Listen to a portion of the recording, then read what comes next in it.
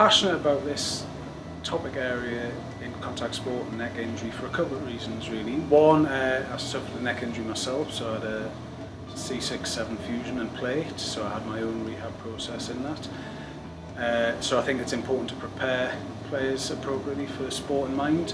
Secondly, I think with a lot more exposure on problems around concussion and our management of that and how we graduate people back to contact on that, I think it's really important through that.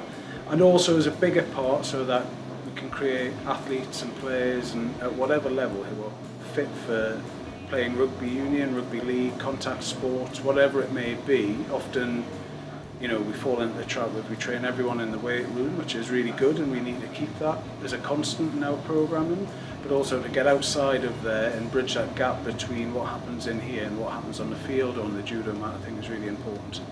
And the focus of today's workshop was neck conditioning and preparing the neck for combat sports. It's something that, as a field of knowledge, is very novel to me. It's not something that I've addressed as part of my CPD up to this point, so it's great to have someone with Joel's experience and knowledge coming down and you know, covering his ideas and his insights. So it's been really beneficial so far. I think as S&C practitioners, this is an area that not everyone is comfortable with. More comfortable with the numerical, the data, the real progressive things that we can kind of control, rather than some of these chaotic drills and exercises and progressions that really kind of useful, but particularly with the contact sports. And on TASS at Leeds we've got several rugby players and things like that, and we've had judo players in the past, so it's definitely something I'm going to take away and use straight away in the job. Yeah.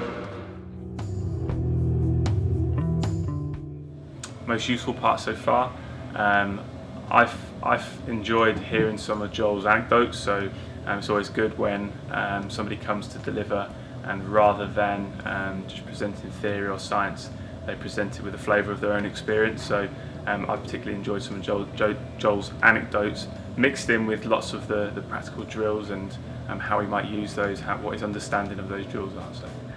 Yeah, it's great that we can kind of get practitioners together. So this CPD day is fantastic. Even just sharing little ideas, meeting some of the other practitioners, and just talking about problems and ideas and things like that. So it's really good. And then obviously having Joel here as his area of kind of speciality. I think it's rare when you work maybe in a university environment, especially during the delivery months, to be able to get together with other like-minded practitioners who are in the same situation as you at a different institution. It's great to be able to get together, network, get some insight from somebody that's an experienced senior coach, and learn and chat with the other practitioners. So it's great, yeah. I think the biggest value in any CPD event is probably less about the person speaking, more about the discussion and debate between the various people within that group, and that tends to be where the best discussion and the best context comes out of.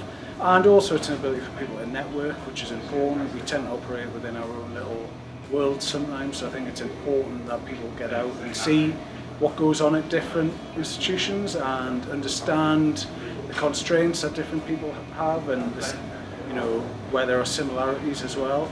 So generally it's more around that communication between peers that's really important.